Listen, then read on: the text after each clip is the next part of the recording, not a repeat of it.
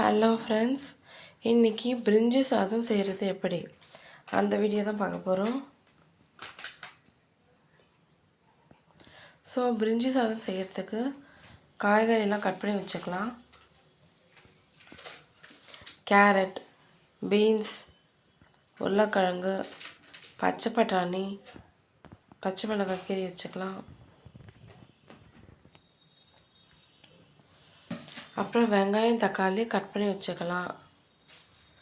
கொத்தமல்லி, கருவேப்பிலை எடுத்து வச்சுக்கலாம்.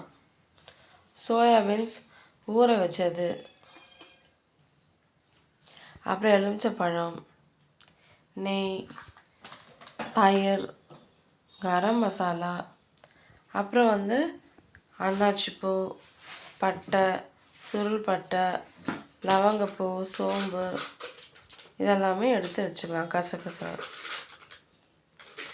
ஸோ நம்ம இப்போது பிரிஞ்சி சாதம் செய்ய போகிறோம்.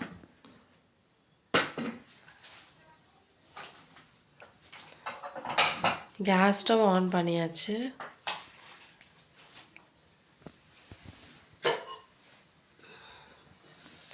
இன்றைக்கி நம்ம குக்கரை தான் செய்ய போகிறோம்.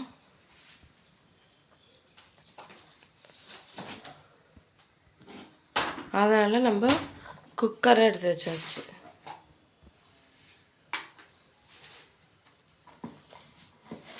இஞ்சி பூண்டு பேஸ்ட்டு, செட்டிநாடு சிக்கன் பிரியாணி மசாலா,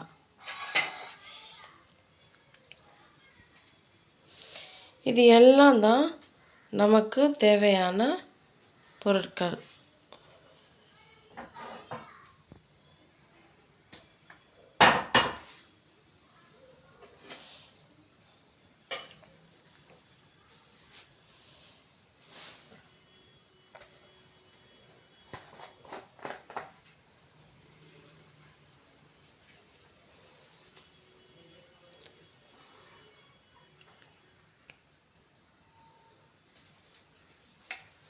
நாம் இப்போ ஆயில் ஊற்றிக்கலாம்.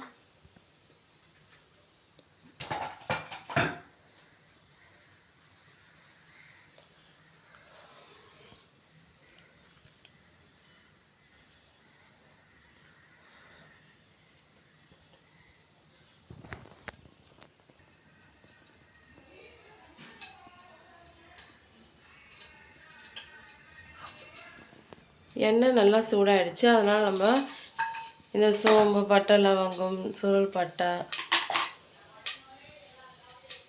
பட்டை இலை எல்லாத்தையும் போட்டாச்சு.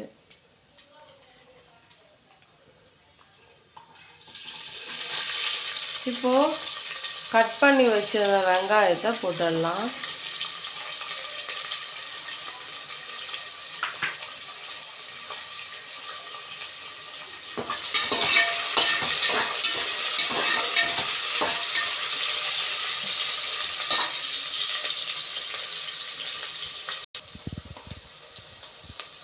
வெங்காயம் ஒரு வதங்கிடுச்சு. இப்போ இஞ்சி பூண்டு பேஸ்ட்டு நம்ம போடுறோம். இஞ்சியையும் பூண்டையும் நாங்களே அரைச்சி பேஸ்ட்டாக ரெடி பண்ணோம், அதை போட்டுட்டோம். இப்போது சால்ட், உப்பு கொஞ்சம் போட்டுக்கிறோம்.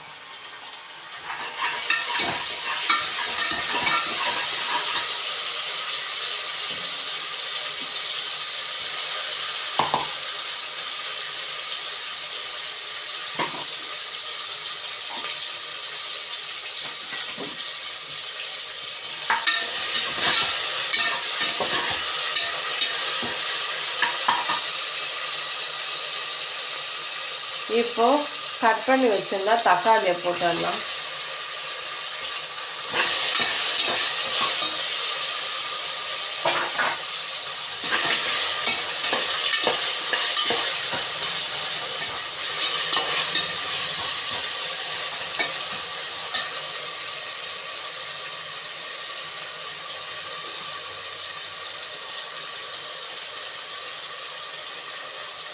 இப்போது கொத்தமல்லி, கருவேப்பிலையை போட்டு வதக்கிக்கலாம். புதினா, கொத்தமல்லி, கருவேப்பிலை எல்லாத்தையும் போட்டுட்டு நல்லா வதக்கிக்கலாம்.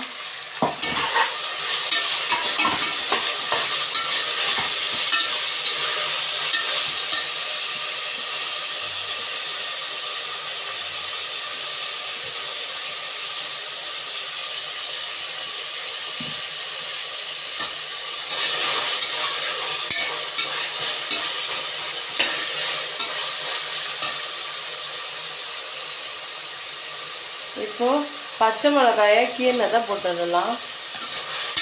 போட்டுட்டு நல்லா வதக்கிக்கோங்க.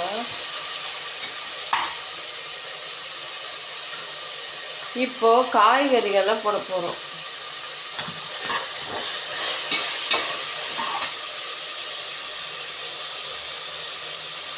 நெய் 2 ஸ்பூன் விட்டுக்கலாம்.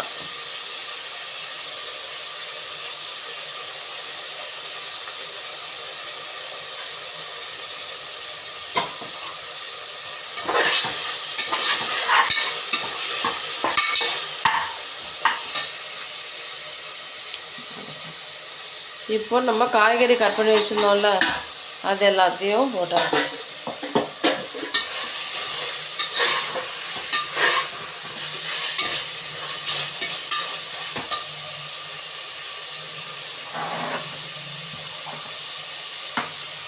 இந்த சோயாவை நம்ம தண்ணியில் போட்டு ஒரு 10 நிமிஷம் ஊற வச்சுருந்தோம், அதையும் போட்டாச்சு.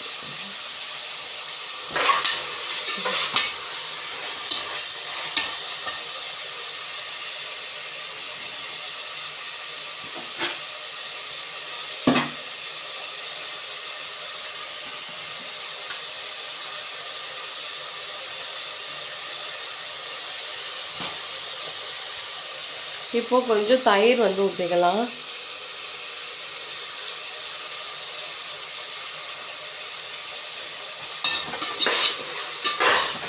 தயிர் ஊற்றிட்டு எல்லாத்தையும் இது மாதிரி கிண்டி கிளறிக்கலாம்.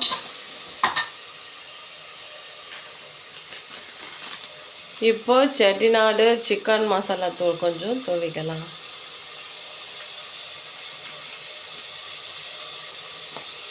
இப்போ கொஞ்சம் சக்தி கரம் மசாலா தூவிக்கலாம்.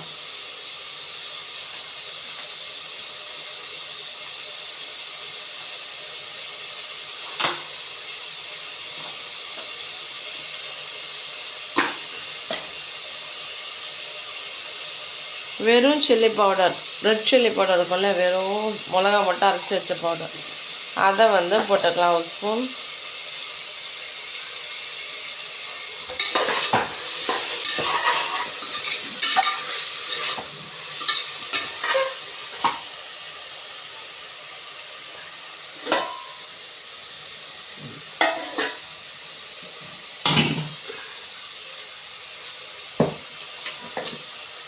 இப்போ ஊற வச்சு நம்ம வீட்டில் சமையல் செய்கிற சாப்பாட்டு அரிசி இருக்குல்ல, அதை நம்ம போட்டுடலாம்.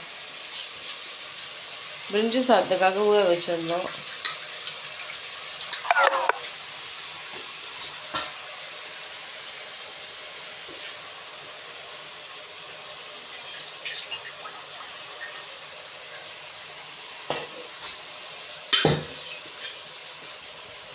இது ஒரு அளவு கணக்கு இருக்குது. அப்போ தான் நம்ம செய்கிற பிரிஞ்சி சாதம் நல்லா வரும். இது எங்கள் வீட்டில் யூஸ்வலாக செய்கிற சமையல் அரிசி. இது 1 டம்ளர் அரிசிக்கு 2 டம்ளர் தண்ணியை நம்ம ஊற்றணும். அப்போ தான் இந்த பிரிஞ்சி சாதம் சுவையாக டேஸ்ட்டாக இருக்கும். 1 ஸ்பூன் மஞ்சள் தூள் இப்போ போட்டுக்கிட்டோம். இப்போ சில பேர் கலர்ஃபுல்லாக அதை தான் விரும்பி சாப்பிடுவாங்க. வேணும்னா ஒரு சிட்டிகை கேசரி பவுடர் கொஞ்சம் ஆட் பண்ணிக்கிறோம், கலர்ஃபுல்லாக இருக்கிறதுக்காக. அது லைட்டாக சேர்த்தா கூட போதும், கொஞ்சம் நிறைய கலர் வரும்.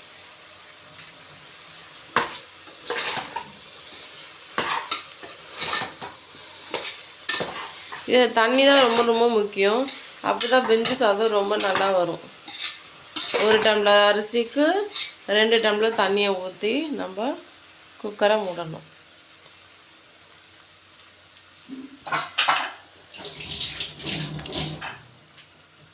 இந்த பிரிஞ்சி சாதம் ரொம்ப டேஸ்ட்டாக இருக்கும்.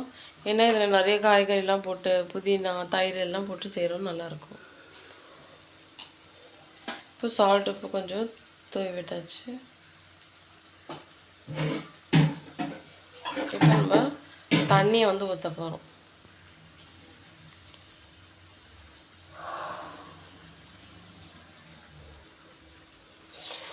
பாருங்கள், இப்போ ஒரு தண்ணி ஊற்றணும்.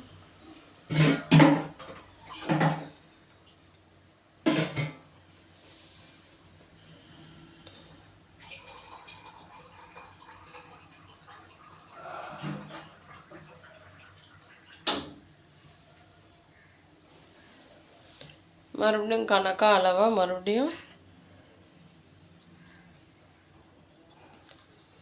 2வது சொம்பு தண்ணி ஊற்றியாச்சு. ஏன்னா நாங்கள் 1 சொம்பு அரிசி போட்டோம், ஸோ அதுக்காக 2 சொம்பு தண்ணியை ஊற்றியாச்சு. இப்போ மொத்தமாக எல்லாத்தையும் நல்லா இது மாதிரி கிண்டி விட்டாச்சு.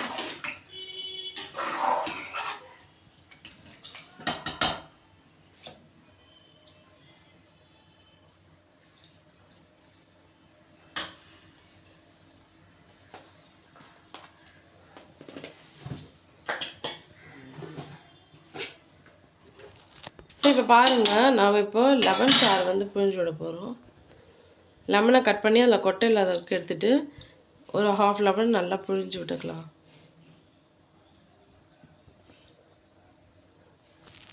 இப்போ குக்கரை மூடி வச்சிடலாம். பாருங்கள், விசிலும் போட்டாச்சு. ஒரு 5 நிமிஷம் கழித்து விசில் வந்தோடனே ஓப்பன் பண்ணலாம். வெயிட் பண்ணலாம். இது வந்து பார்த்திங்கன்னா மொத்தம் 2 விசில் வரணும். இப்போ தான் ஃபஸ்ட்டு விசில் வரப்போகுது.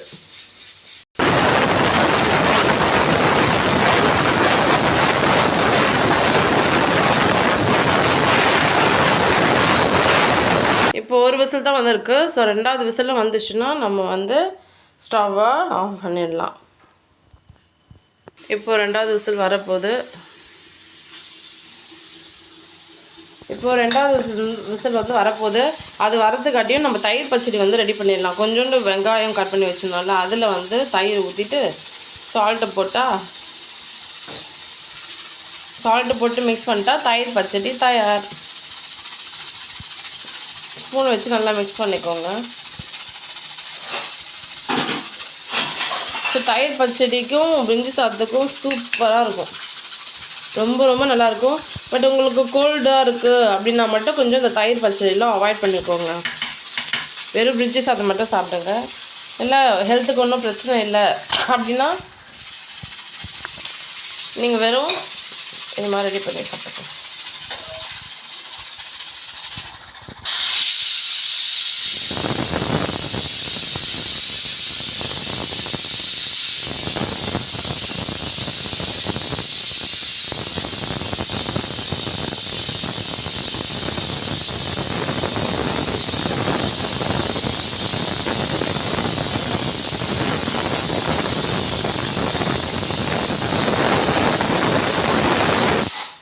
ஸோ 2வது விசில் வந்தாச்சு. அதனால் நம்ம கேஸ் ஸ்டவ் ஆஃப் பண்ணிட்டோம். பாருங்கள்.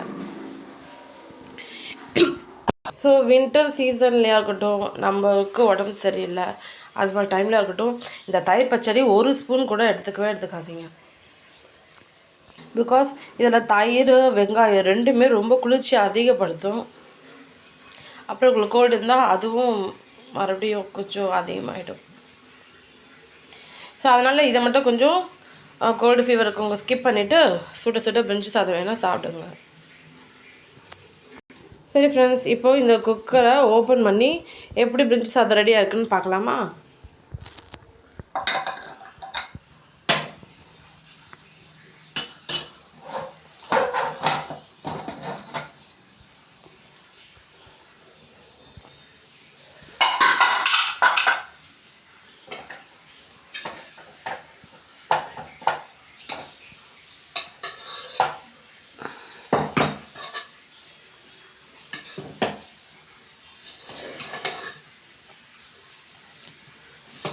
ரொம்ப அருமையாக வந்திருக்கு நம்ம செஞ்ச பிரிஞ்சி சாதம்.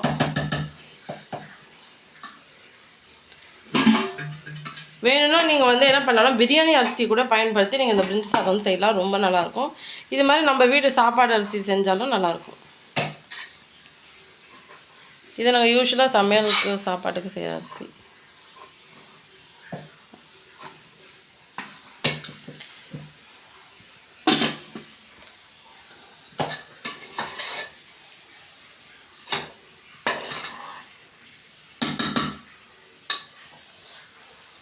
அவ்வளோதான் ஃப்ரெண்ட்ஸ், பிரிஞ்சி சாதம் சுட தயார்.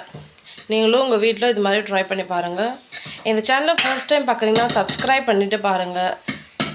சப்ஸ்கிரைப் பண்ணி வச்சுக்கோங்க. இந்த வீடியோ பிடிச்சிருந்தால் லைக் பண்ணுங்கள். இந்த வீடியோவை இந்த பிரிஞ்சி சாதம் செய்கிறத வந்து உங்கள் ஃப்ரெண்ட்ஸ் அண்ட் ஃபேமிலி மெம்பர்ஸ்க்கு ஷேர் பண்ணி விடுங்க. நீங்கள் என்ன நினச்சாலும் கமெண்ட் செக்ஷனில் கமெண்ட் பண்ணுங்கள்.